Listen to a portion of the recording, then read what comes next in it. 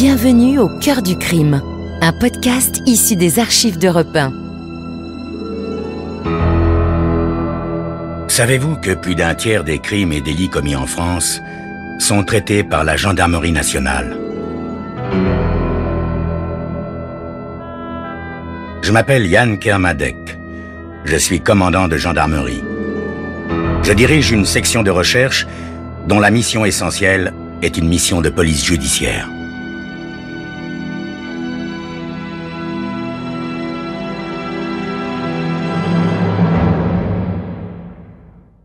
L'histoire que je vais vous raconter est une histoire vraie.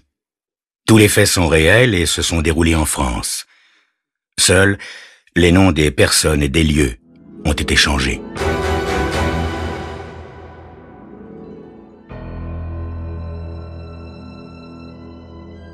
Dire que Larry Tyler est ravi de voir Bradley Stone l'appeler à l'aide serait en dessous de la vérité. Pour un peu, Larry en aurait sauté de joie, mais bien sûr, il n'en laisse rien paraître. Au contraire, en cette nuit de février où tombe une pluie fine et pénétrante des plus désagréables, il fait entrer Bradley dans son appartement d'un air plein de sympathie et de sollicitude, parfaitement bien imité. Après tout, Bradley et lui ne sont-ils pas de vieux amis? C'est bien Larry qui a sorti in extremis l'entreprise de fonderie de Bradley d'une situation financière quasi désespérée. Et en véritable ami, Bradley est venu trouver tout droit Larry le jour où Deborah Larson, une ravissante petite brune, lui a avoué le préféré à Larry. Ce soir-là, en ouvrant sa porte à l'homme qu'il déteste à présent plus que tout au monde, Larry comprend aussitôt qu'il s'est passé quelque chose de très grave. Les vêtements de Bradley sont mouillés et maculés de boue, son visage est livide et ses yeux vitreux agrandis de frayeur. Dans un premier temps, la jubilation l'emporte sur la curiosité. Larry sait qu'en ce moment, Bradley devrait être en train de dîner chez Deborah. Et Larry a passé toute la soirée à bouillir de rage en pensant aux 2 tourtereaux, seuls dans l'intimité du chalet du bord du lac de Deborah. Ah, il y a quand même une justice, se dit-il en aidant Bradley à gagner le canapé. Bradley commence par marmonner des excuses d'une voix un peu pâteuse. « Il fallait que je me parle à quelqu'un, Larry, et j'ai tout de suite pensé à toi. Mais je crois qu'il vaudrait mieux que je m'en aille. » Il fait mine de se lever, mais Larry l'oblige à se rasseoir. « Allons, Bradley, ne dis donc pas de bêtises !» Il est si impatient de connaître la nature des ennuis de Bradley qu'il aurait plutôt fermé la porte à clé pour l'empêcher de partir. « Tu as très bien fait !» reprend-il. « Allons, détends-toi et raconte-moi ce qui se passe. » Mais Bradley est bien incapable de se détendre. Le voilà qui se met à trembler de tous ses membres, au point qu'il n'est même plus capable d'articuler un son. Larry se dirige vers le bar, remplit un verre d'une bonne rasade de cognac et le tend à Bradley. Le résultat ne se fait pas attendre. Bradley, qui a avalé l'alcool d'un trait, reprend presque aussitôt des couleurs. Larry est sur le point de trépigner d'impatience quand Bradley lâche enfin d'une voix désespérée. « C'est horrible, Larry. J'ai tué un homme. »« Quoi? Tu as tué un homme, toi? »« Oui. Un inconnu. Un homme que j'avais jamais vu de ma vie. Je l'ai vu pour la première fois quelques instants avant qu'il heurte le capot de ma voiture. » Larry sent s'évanouir en lui toute l'amertume qu'il ronge depuis des semaines. Il arbore un visage grave, compatissant, et se laisse tomber sur le canapé à côté de Bradley. Il pose une main apaisante sur son épaule. « Tu ferais mieux de tout me dire depuis le début, Bradley. » Bradley hésite.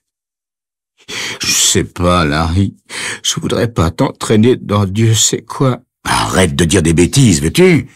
Les amis sont là pour ça, non ?»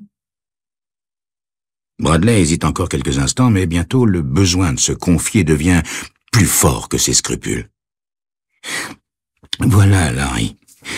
Deborah et moi avons pris quelques verres avant le dîner, et aussi quelques verres après. En quittant le chalet, j'étais pas ivre, mais pas très sobre non plus. À un moment donné, J'ai vu un camion s'arrêter assez loin devant moi, à un carrefour. Et puis, il a redémarré. J'ai compris après que le chauffeur venait de déposer un autostoppeur, tu vois. Et c'est seulement quand j'ai traversé le carrefour que je l'ai vu. Il était là, sur le bord de la route, le pouce levé. Tu sais, d'habitude, je prends pas d'autostoppeur. Mais là, il pleuvait tellement, il était si tard. Enfin, bref, j'ai appuyé à fond sur le frein et la voiture a dérapé. J'ai bien cru qu'elle allait se retourner. En tout cas, je m'étais pas rendu compte que je conduisais si vite. Alors, j'ai donné un coup de volant, la voiture a touché le bord du talus et j'ai entendu un bruit sourd.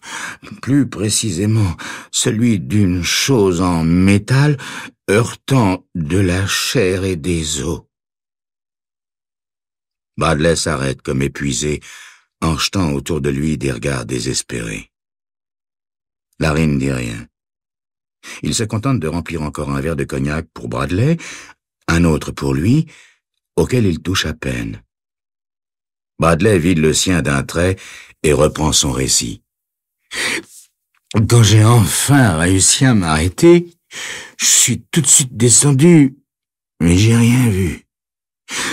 D'abord, j'ai cru que, sous le coup de la peur, j'avais eu une hallucination. Puis je me suis souvenu du bruit, de ce terrible bruit d'os broyés. Alors, j'ai pris la torche dans la boîte à gants et j'ai couru le long de la route. « Et tu l'as trouvé ?» demande Larry d'une voix un peu haletante. « Oui, Larry, il était bien là, dans un buisson, le visage ensanglanté, et il avait l'air tout ce qui est plus mort. »« Allons, Bradley, comment pouvais-tu le savoir?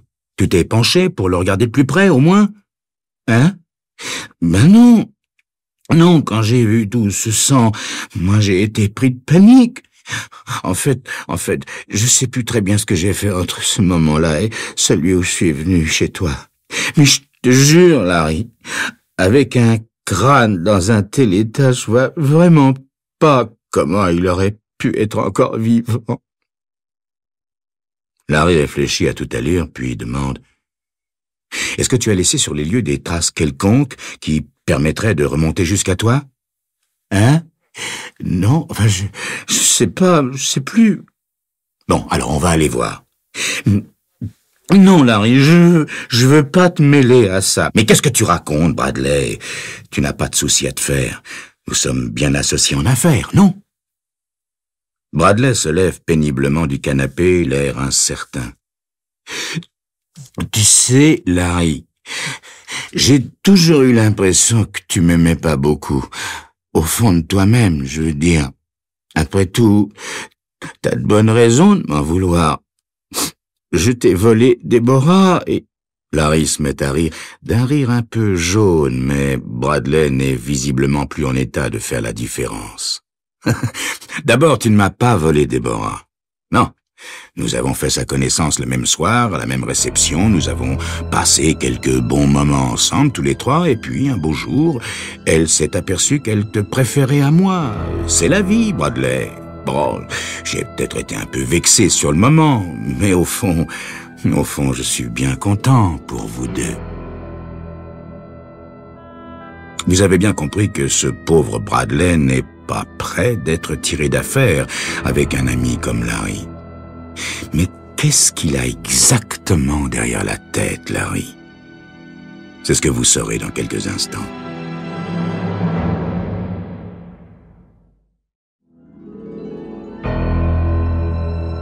Bradley Stone débarque en pleine nuit chez Larry Tyler, complètement affolé. Il vient de tuer un homme en le heurtant avec sa voiture alors qu'il était passablement ivre. Larry, qui a de bonnes raisons d'en vouloir à Bradley, puisqu'il lui a entre autres volé sa petite amie, propose tout de même de l'aider. Mais, en fait, il a des idées bien plus perfides derrière la tête. Un quart d'heure plus tard, il roule sur la grande route parfaitement déserte et toujours noyé sous la pluie. Soudain, Bradley arrête la voiture. « C'est là !» chuchote-t-il. « De l'autre côté de la route. » Larry descend, une torche à la main. « Laisse les phares allumés, Bradley, et si tu vois arriver une voiture, descends et ouvre le capot comme si tu avais des ennuis de moteur. » Larry traverse rapidement la route et commence à descendre le talus. De sa lampe, il fouille les buissons tout en réfléchissant. Cette fois, il est sûr de tenir la chance de sa vie. En s'y prenant bien, il récupérera à la fois l'argent qu'il a mis dans l'entreprise de Bradley et la ravissante Deborah. Évidemment, il va devoir aussi prévenir la police avant que Bradley ait le temps de déplacer le corps. Après tout, il est un citoyen respectueux des lois, et il faut bien qu'il soit en règle avec sa conscience, n'est-ce pas? Le plus fort, se dit-il en étouffant un petit rire, le plus fort, c'est qu'avec un minimum de sang-froid, Bradley s'en serait très bien tiré. Mais maintenant, il est trop tard. Pourtant, au bout de quelques minutes, l'irritation commence à prendre le pas sur son exaltation. Où diable est-il passé, ce cadavre? La lampe commence à trembler un peu entre les mains de Larry.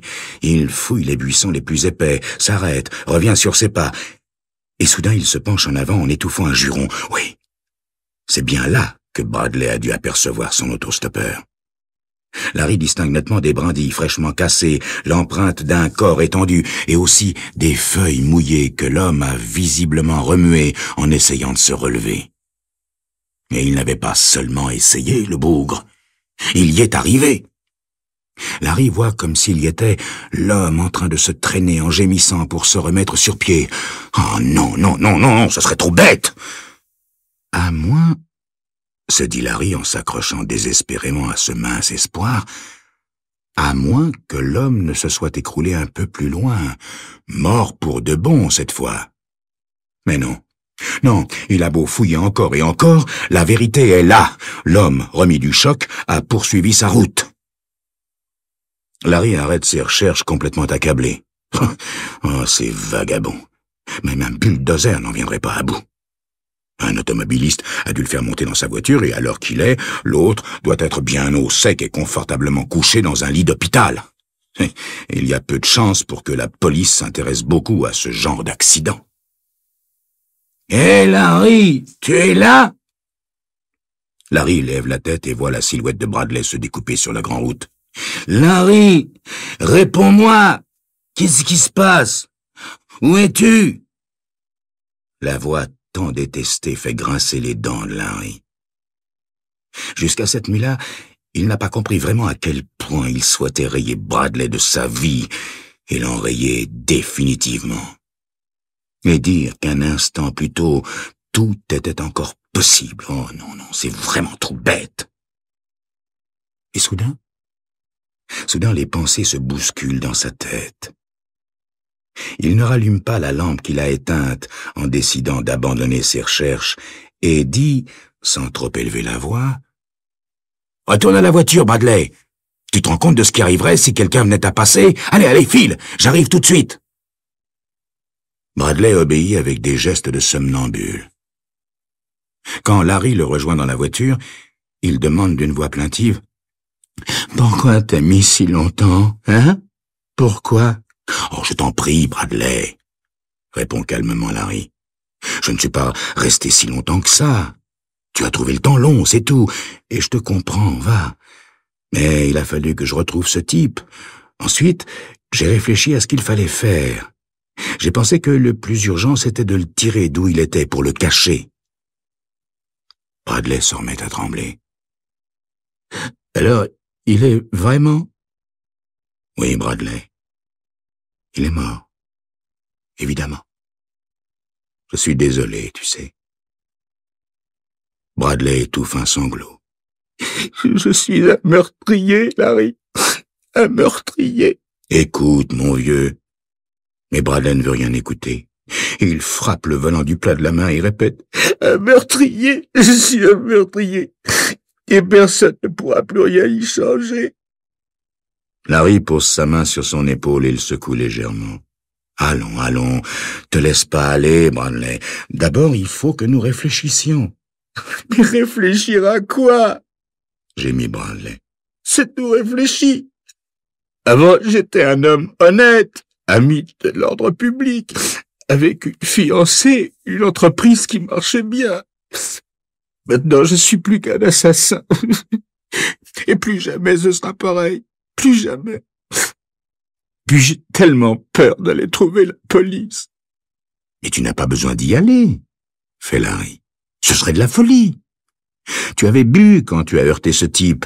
À tous les coups, tu écoperais du maximum. » Bradley, plus tremblant que jamais, serre le volant à deux mains. « Il est juste à point, » pense Larry. « Tu sais, » dit-il, « il y a un moyen de t'en sortir. »« Ah bon, tu crois ?»« Mais évidemment. Je vais t'aider, mon vieux. »« M'aider ? Comment ?» ?»« Voilà. Nous allons rentrer chez moi. Je te donnerai tout ce que j'ai en argent liquide. Comme ça, tu auras de quoi prendre un nouveau départ avant qu'on retrouve le type. Ne t'en fais pas. On ne te retrouvera jamais. »« Tu veux dire... Tu veux dire qu'il faudrait que je parte ? » ?»« Tu vois une autre solution, Bradley ? » ?»« Mais Larry, si je pars, je perds tout. Mon entreprise. Déborah. » Larry hausse les épaules. « Non, Bradley, tu sais, une fiancée, ça se retrouve. Et avec ton sens des affaires, tu auras vite fait de créer une nouvelle société. Tu as 20 ans devant toi. Ah, évidemment, si tu préfères les passer derrière les barreaux en même temps que tu perdras tout, c'est ton problème. Franchement, je ne vois pas d'autre issue pour toi que de partir très vite, très loin, et de ne jamais revenir. Tu sais, tu n'es pas le premier à qui une chose pareille arrive. » Bradley se calme enfin. Il se redresse, tend la main vers la clé de contact et met le moteur en marche. Larry est bien content que l'obscurité cache sa mine réjouie. Une demi-heure plus tard, ils arrivent à l'appartement de Larry. Bradley se dirige d'un air triste vers la fenêtre qu'il ouvre toute grande.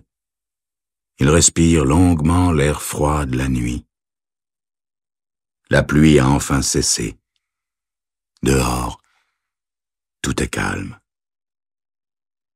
Larry, lui, a disparu dans une autre pièce, dont il émerge maintenant avec un grand sourire. « Voilà près de 2000 $, Bradley. Ça n'est pas énorme, mais en les ménageant, ils pourront te durer un certain temps. » Bradley prend l'argent comme s'il ne comprenait pas très bien de quoi il s'agissait et le glisse dans une de ses poches. Ses lèvres esquissent un sourire sans joie. « Un meurtrier » murmure-t-il d'un ton rêveur. « Tu sais, Larry, une fois passé le premier choc, ça change complètement votre façon de voir les choses. » « Allons, Bradley, n'y pense plus, c'est fini maintenant. » Bradley a toujours son drôle de sourire.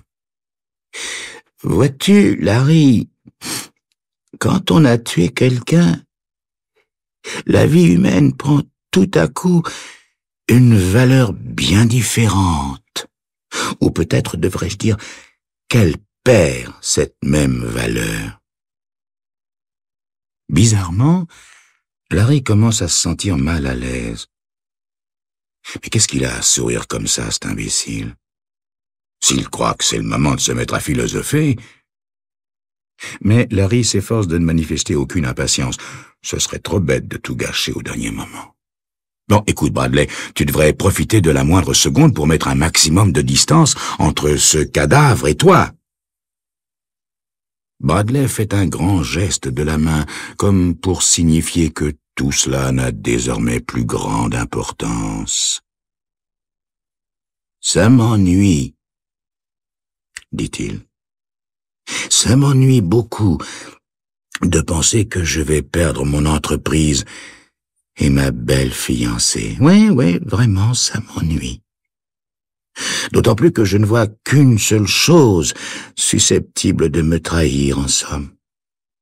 À l'heure qu'il est, la pluie doit avoir effacé les traces de mes pneus sur le talus, et je peux très bien brûler mes chaussures pour le cas où j'aurais laissé des empreintes. Il ne reste par conséquent plus qu'un élément gênant. Toi, Larry, tu es mon seul témoin. Avant que Larry ait pu dire un mot ou faire un geste, il reçoit un formidable coup de poing en pleine mâchoire. Bradley le cueille juste au moment où il allait s'effondrer, le saisit par les épaules et le balance par la fenêtre grande ouverte. Puis, il repousse le tapis qui arrivait jusque sous la fenêtre, ce qui rendrait les choses fort compréhensibles, même pour le plus borné des policiers. Et lui n'aurait plus qu'à convenir avec tout le monde qu'il est vraiment, mais vraiment regrettable que ce tapis ait glissé.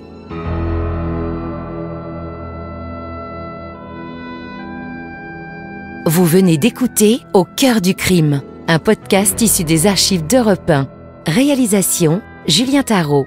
Production, Estelle Lafont. Patrimoine sonore, Sylvaine Denis, Laetitia Casanova et Antoine Reclus. Au cœur du crime est disponible sur le site et l'appli Europe 1. Écoutez aussi l'épisode suivant en vous abonnant gratuitement sur votre plateforme d'écoute.